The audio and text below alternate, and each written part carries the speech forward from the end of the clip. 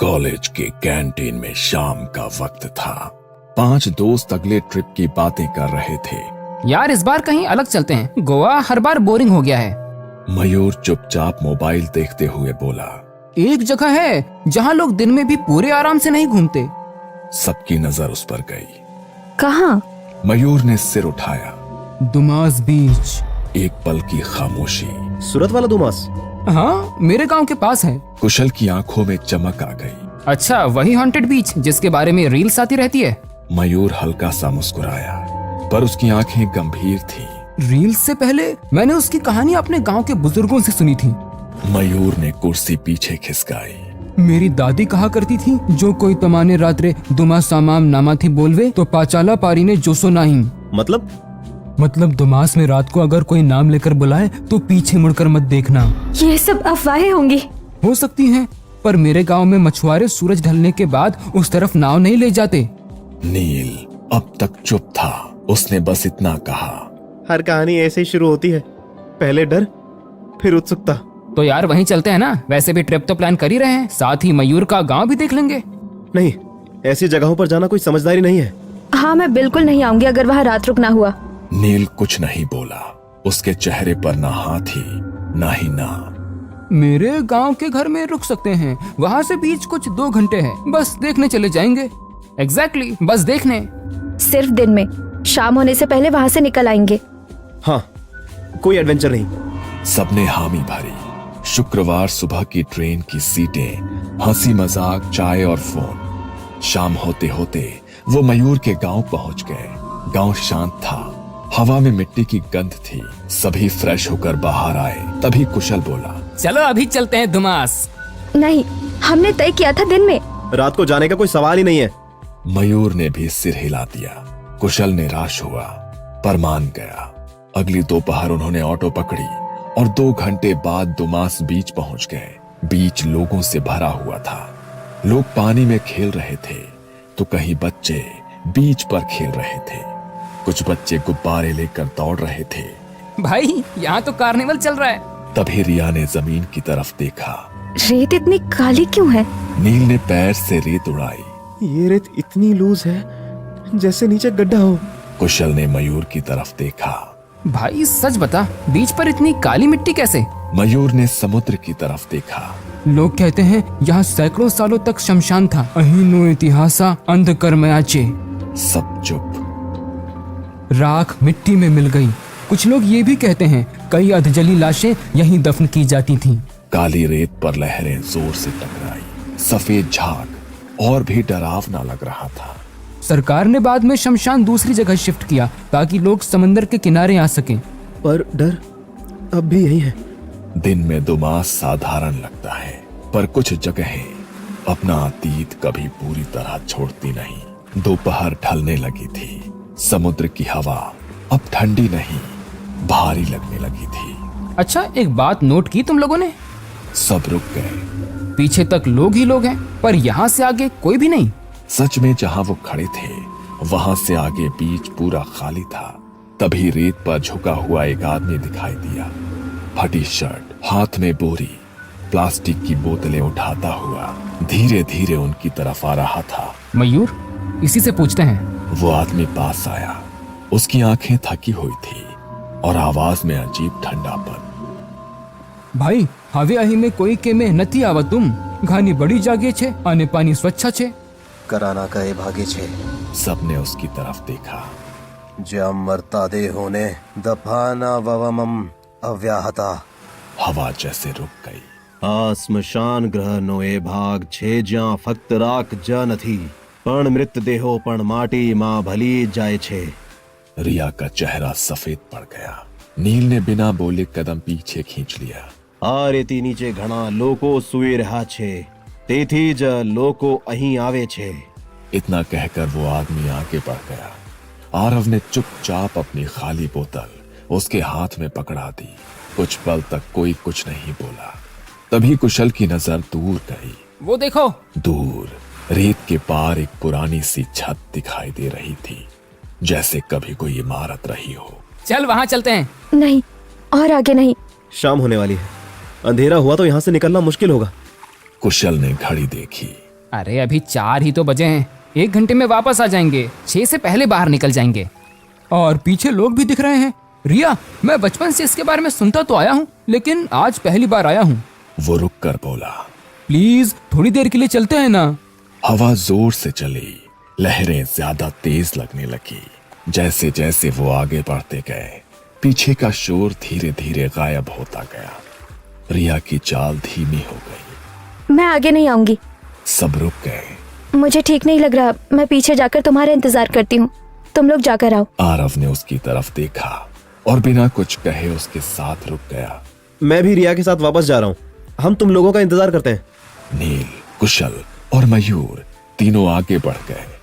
थोड़ी ही देर में वो उस जगह पहुंच गए। वो घर नहीं था, बस उसका ढांचा था। गिरी हुई दीवारें, टूटी छत, चारों तरफ मलबा। नील ने पीछे देखा, दूर दूर तक कोई इंसान नहीं, न बच्चे, न चाट वाले, न आवाजें। यार पीछे पूरा बीच खाली दिख रहा है। कुशल हंस पड़ा। अरे डरपोक, अभी सूरज ढला भी नहीं है। मयूर ने पुरानी सी जंग लगी नेम प्लेट के पास खड़े होकर फोटो खींचना शुरू कर दिया। उस पर लिखा था, दुमास बीच, शमशान भूमि अधिकृत क्षेत्र। नील, अगर जाना है तो जा, हम आते हैं थोड़ी देर में। नील ने एक बार समुंदर की तरफ देखा। मैं रिया और आरव के पास जा रहा हूँ, तुम लोग भी जल्दी वापस आओ। वो पीछे मुड़ा और तेज कदमों से वापस चल पड़ा। कुछ दूर जाकर नील ने आवाज लगाई, रिया, आरव। उधर मयूर और कुशल जूते उतार चुके थे। चल आजा, पानी में चलते हैं। सारे दोस्त अब 3 अलग अलग दिशाओं में थे। बीच के बाहर नील, रिया और आरव तीनों चुपचाप खड़े थे। शाम ढलने लगी थी। सूरज लाल होकर समुद्र में उतर रहा था और एक एक करके सारे लोग बीच से बाहर निकलने लगे थे। चाट वाले अपने ठेले समेट रहे थे, ऑटो वाले आवाज लगा रहे थे, चलो चलो, आखिरी ऑटो। पर मयूर और कुशल अब तक नहीं आए थे। नील बार बार पीछे देख रहा था। यार अब काफी देर हो गई है, सब लोग निकल चुके हैं। आरव ने भी मोबाइल देखा। 6 बजे हैं, इन्होंने कहा था 6 बजे से पहले निकलेंगे। नील ने आरव की तरफ देखा। चल भाई, अंदर जाकर देख लेते हैं। रिया ने तुरंत दोनों को रोक लिया। नहीं, अभी नहीं, शायद आ ही रहे हो, हम यही इंतजार करते हैं, प्लीज तुम अंदर मत जाओ। नील और आरव रुक गए। तीनों के बीच एक अजीब सी बेचैनी थी। ऐसी बेचैनी जिसमें कोई वजह समझ नहीं आती, बस डर लगता है। वहां मयूर और कुशल को पानी में वक्त का एहसास ही नहीं हुआ। जब दोनों बाहर आए तो आसमान का रंग बदल चुका था। हल्का अंधेरा उतरने लगा था। कुशल ने कपड़े पहने और चारों तरफ देखने लगा। अरे इतनी जल्दी शाम हो गई। मयूर ने भी इधर उधर देखा। यार रास्ता किधर है? दोनों ने अंदाजे से चलना शुरू किया, पर जितना चलते गए उतना ही बीच खत्म होने का नाम ही नहीं ले रहा था। रेत, हवा और अंधेरा, बस यही था। धीरे धीरे पूरा अंधेरा छा गया। दोनों ने मोबाइल की टॉर्च ऑन की। गीले कपड़ों में ठंडी हवा लगने लगी, दांत बजने लगे। चारों तरफ बस समुंदर की आवाज और अंधेरा। नील, रिया, आरव। कोई जवाब नहीं। मयूर ने नील को फोन लगाया और कुशल ने आरव को। कहाँ हो तुम लोग?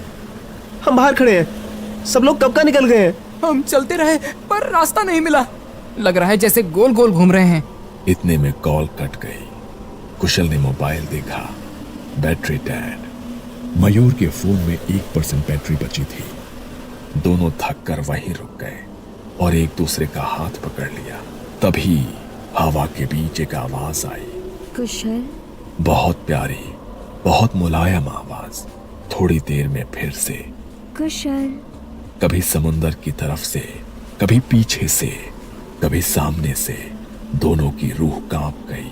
तभी मयूर के दिमाग में एक ख्याल आया, शायद हमारे दोस्त ढूंढने आए हों। दोनों आवाज की दिशा में भागने लगे। तभी दूसरी तरफ से आवाज आई, मयूर, तुम्हारी सुम करे रियो छे। दोनों वहीं रुक गए और पीछे मुड़े। मयूर का चेहरा सफेद पड़ गया। ये तो मेरी दादी जैसी आवाज है। कुशल ने डरते हुए पूछा, तेरी दादी? मयूर ने धीरे से कहा। 8 साल पहले वो खेत से वापस नहीं लौटी थी। लोगों ने बहुत ढूंढा पर कभी नहीं मिली। कुशल का डर अब काबू से बाहर था। डर से पैंट गीली हो चुकी थी। भाई मुझे यहाँ से निकलना है यार, मुझे मरना नहीं है। तभी हवा में जलती लकड़ी की बदबू फैल गई। उन्होंने पीछे देखा, दूर से धुआं उठ रहा था। वो उल्टी दिशा में भागे कि अचानक पैरों के नीचे पानी आया। दोनों चौंक गए। हम पानी में कैसे आ गए? वो फिर उल्टी दिशा में भागे और फिर रुक गए। उन्हें सामने सफेद कपड़ों में चलता हुआ साया दिखने लगा।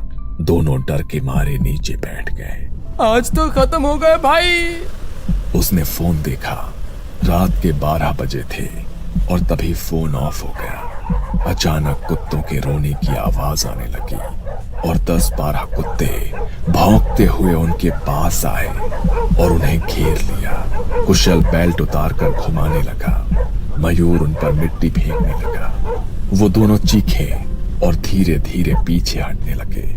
तभी मयूर को गीली मिट्टी मिली। उसने गीली मिट्टी फेंकी। दोनों लड़खड़ाकर फिसले और सामने देखा तो कुत्ते गायब हो चुके थे। फिर वही लकड़ी जलने की बदबू आने लगी। दूर से कुछ लोगों की आवाज आने लगी। राम नाम सत्य है, राम नाम सत्य है। किसी की अंतिम यात्रा जा रही थी। दोनों उठे और उम्मीद में उनकी ओर चलने लगे। तभी वो सब लोग जलती लकड़ियां लेकर उनकी तरफ दौड़े। मयूर और कुशल पीछे मुड़कर भागने लगे और पानी के पास पहुंचे। उन्होंने पीछे देखा, लोग अभी भी चिल्लाकर उनकी ओर आ रहे थे। वो दोनों पानी के अंदर भागे और फिर पीछे देखा तो कोई नहीं था। तभी समुंदर से एक विशाल चमकती हुई आकृति उठी। दोनों थकान से चीख भी नहीं पाए, बस भागते हुए बाहर आए। तभी फिर से कुत्ते भौंकने की आवाज आने लगी। जलती लाशों की बदबू, राम नाम सत्य की आवाजें, सारी चीजें एक साथ होने लगी। थकान से उन्हें चक्कर आने लगे और दोनों नीचे गिर पड़े और बेहोश हो गए। अगली सुबह नील, रिया, आरव, मयूर के मामा और पुलिस के साथ बीच पर पहुंचे, उस पुरानी इमारत के पास जहां कुशल और मयूर गए थे।